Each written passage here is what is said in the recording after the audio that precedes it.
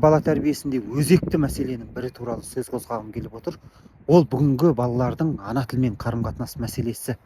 Ол қай ұлттың баласы болса да өзінің ана тілінде сөйлеуі оның табиғатынан, генетикасынан берілген заңдылық болғандықтан ол табиғаттың заңдылығын бұзуға және оны қолдан постановка жасауға ешкімнің хақысы жоқ деп ойлаймын. Бұл психологиялық тұрғыдан баланың кейін өзін таппауын алып келуі мүмкін, тіпті ашу ызаға айналып кетуі мүмкін, кейбір комплекстерге ұрындыруы әбден мүмкін. Өткенде ғана белгілі бір кәсіпкер азамат келді, бірақ өзі қазақша жақсы сөйлейді, тілі басқа тілде шыққан.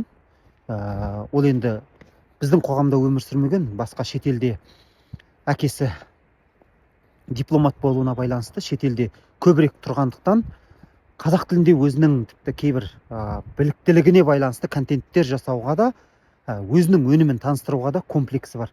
Мен қазақша дұрыс сөйлей алмаймын ғой деген.